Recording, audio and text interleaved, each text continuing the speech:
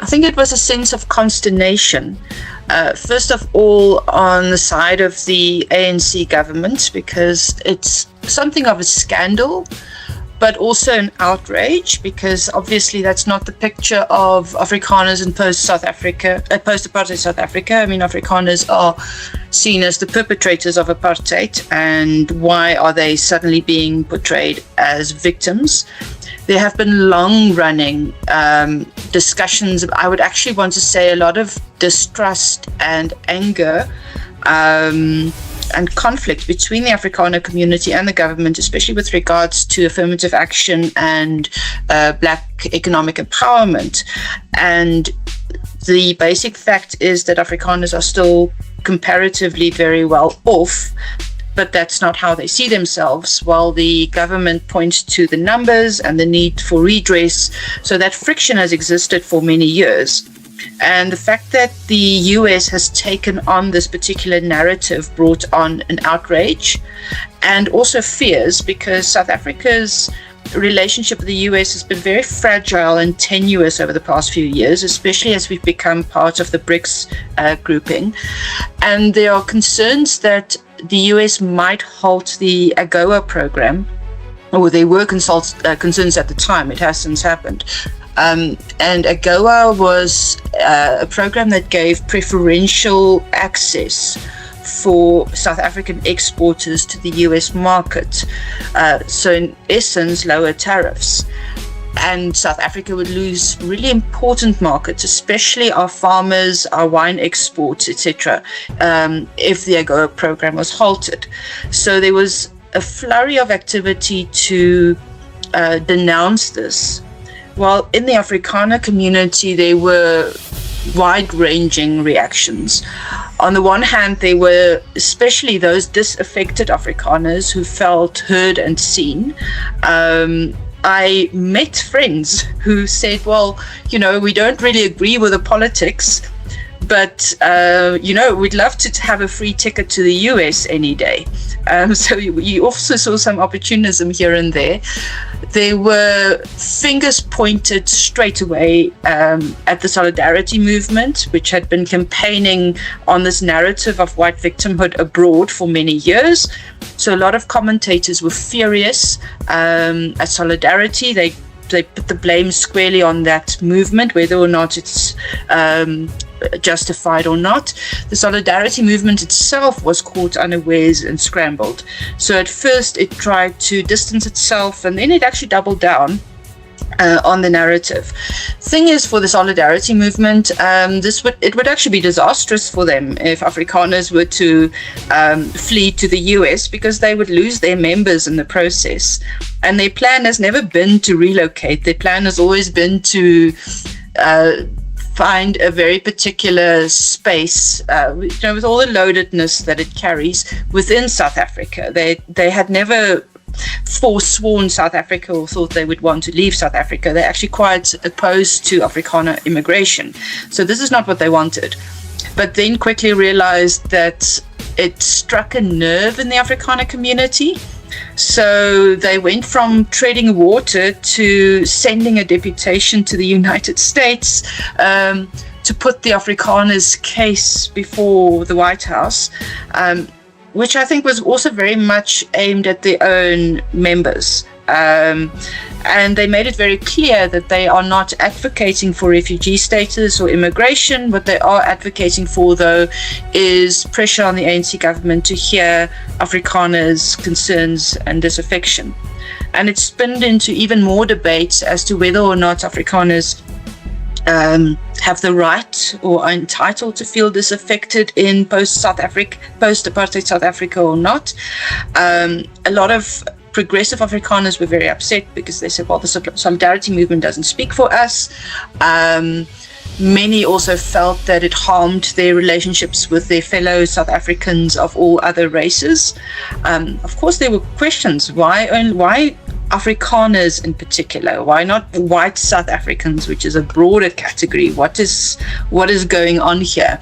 So, in short, consternation is what I would call it. Also outrage on the US side, because it's at a time when refugees from actual war zones are being prevented from fleeing to the US, where migrants are being deported, where it's very, very clear that these refugees and migrants who are not white are unwelcome. And suddenly this very, very lily white group of South Africans are more than welcome. So what kind of messaging does that send into a very divided political sphere in the US?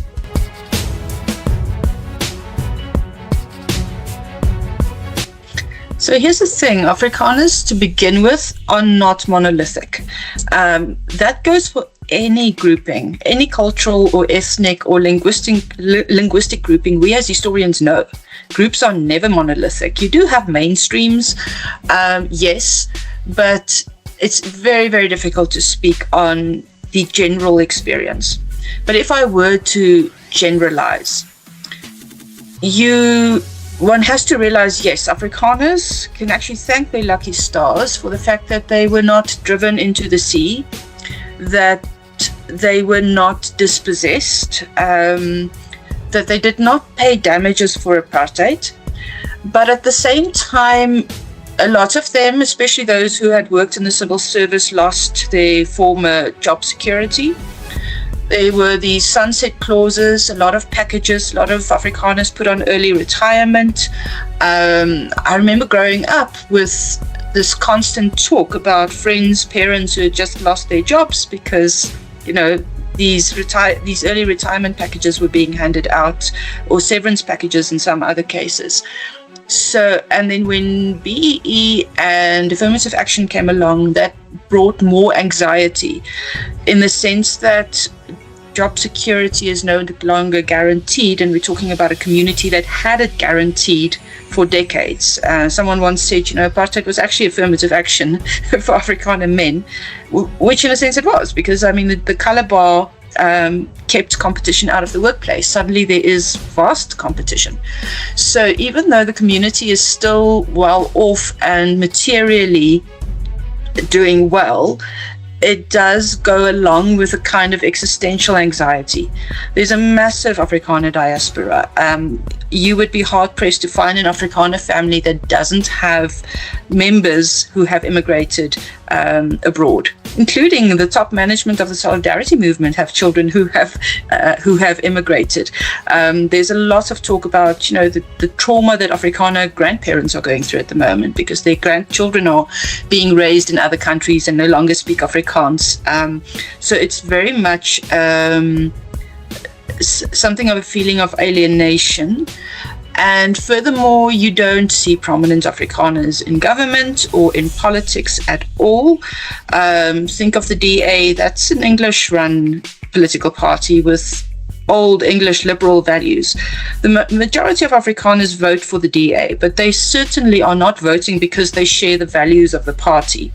They do share the ideas of a free market, maybe that's as far as it goes, but for the rest, it doesn't have really, there are no cultural links between Afrikaners and the DA. It's a pragmatic political choice for them. The question would be, why don't Afrikaners then just vote ethnically? You have the Freedom Front Plus, but looking at its tiny numbers, that tells you that in spite of this disaffection, if you want to call it that, or alienation, if you call it that, Afrikaners are choosing not to organize themselves ethnically on the political front. Maybe a bit more racially, maybe a bit more economically, but definitely not ethnically. It's not the main marker in all their political decisions. And then you have Afrikaners who are doing extremely well, who have wide circles of friends, who have turned to entrepreneurship. You find them everywhere in business. You still find that the community is very well educated overall. The world is open to it. But here's the nub, is I would say the material comfort of the community means that when it expresses anything but any form of disaffection, it is dismissed. because why would you have any concerns if you are materially well off? And that is not, human beings don't stop at their material needs. Ironically, the moment the material needs are met, Maslow's triangle, you want other forms of self-fulfillment. And I think that has allowed the further disaffection to fester and to be exploited by populist organizations. So at the moment, what you also see is a lot of polarization in the Afrikaner community, very similar to what you see in the US.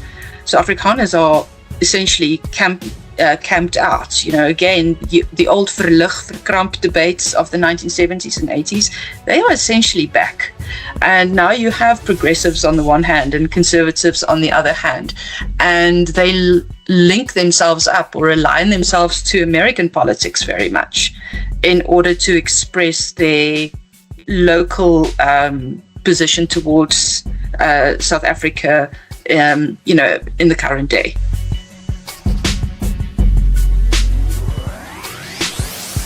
They actually go far back, and that's something that we need to keep in mind. Number one, think about the fact that both Afrikaners and the original settlers to the US were white Protestant, and both groups practiced slavery.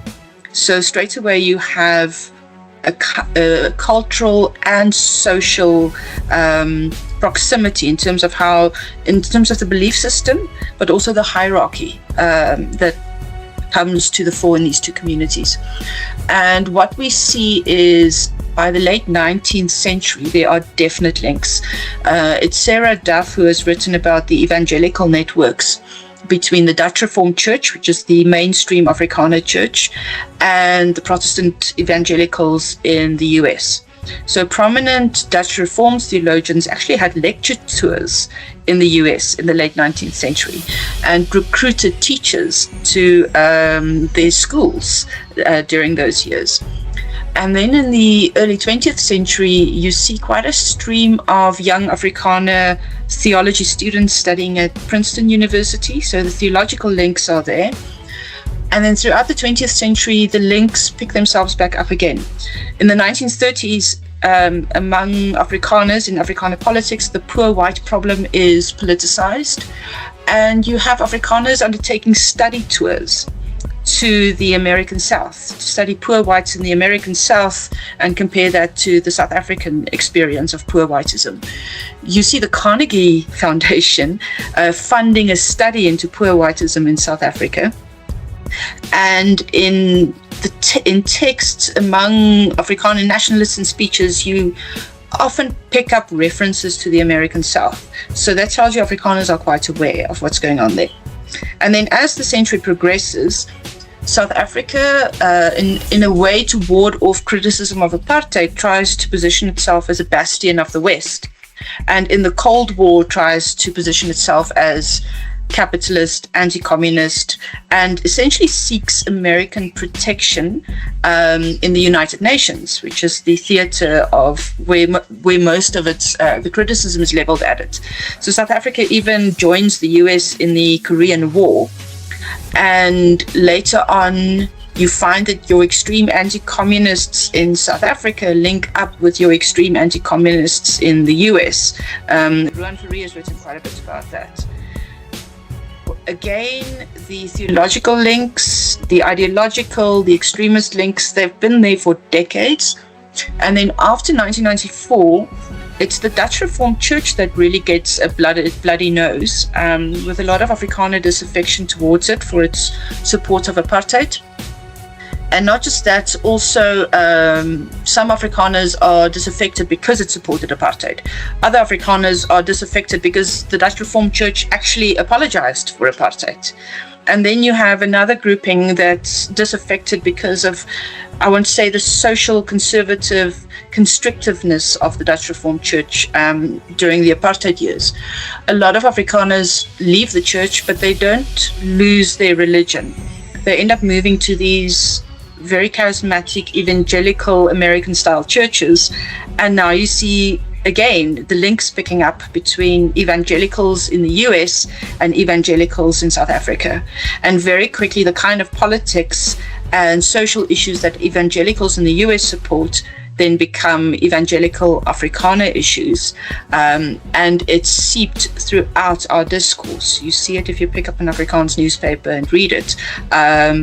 This Americanized version of the world is actually very, very present in Afrikaner society.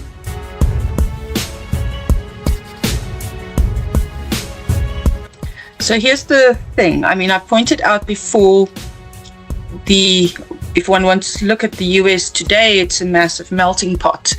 But the founding mythology is centered around white Protestants. How am I getting tongue-tied today?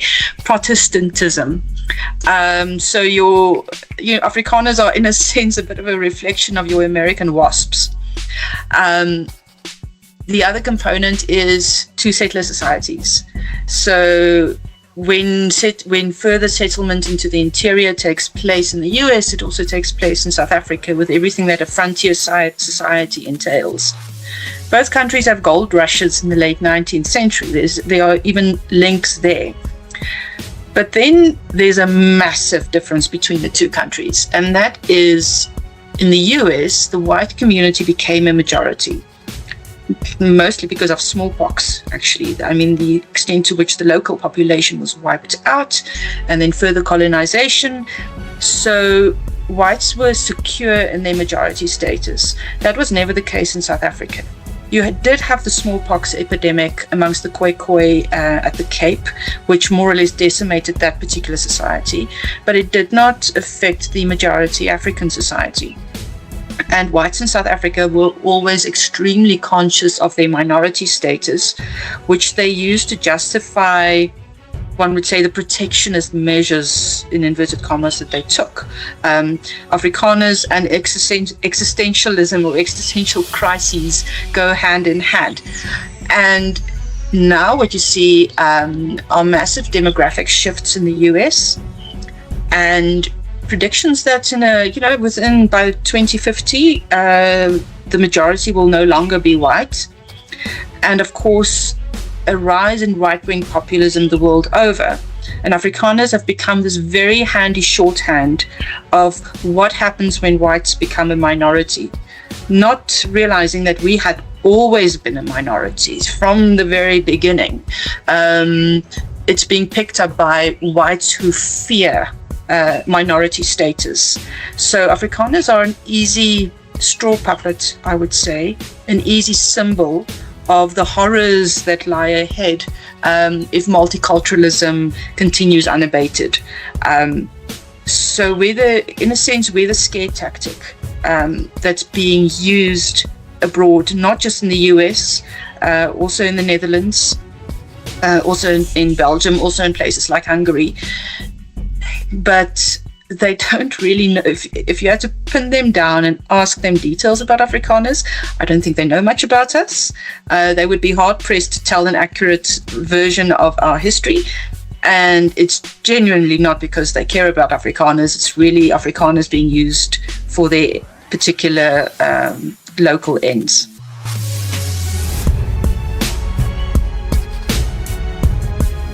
Various reactions. So of course the memes started running straight away, and a lot of jokes. Obviously they want our rugby players in time for when the US hosts the next Rugby World Cup. It's one of the jokes that runs around. But no, actually there's been a lot of anger, division, consternation in the Afrikaans community as well. You do have your fringe right-wing groups. Even the Solidarity Movement, I will call them right-wing, but they are not the fringe. The fringe reacted, of course, with enthusiasm, and even marched in Pretoria to thank Donald Trump for recognizing their plight. You've had the Solidarity Movement scrambling, or rather first scrambling and then trying to profit from this without advancing the refugee narrative, but they are advancing the victimhood narrative, and hoping that this can be used as, in a sense, a bargaining chip or leverage against the South African government. And then you've had progressive Afrikaners who are absolutely outraged and upset because these do not reflect the values that they have been living that they have adopted over the past 30 years, and the relationships they've built over the past 30 years. So they don't like being singled out, and a lot of concern that it puts Afrikaners 3 steps back again in terms of their relations within South Africa. I think there's another component also, that a lot of the Afrikaner disaffection is not just Afrikaner specific. Afrikaners are concerned about the economy. Everyone is concerned about the economy. The Afrikaners are concerned about service delivery. Everyone is. Afrikaners are concerned about crime. Everyone is. So those aren't Afrikaner specific problems. But by focusing on this and almost saying that these are just white issues, the issues that apply to all South Africans are again being sidestepped at a time when everyone's just throwing political mud at each other. But the main point is Afrikaners have not had a monolithic response.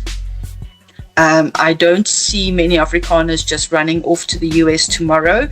Those who do are essentially in it for the free flight ticket.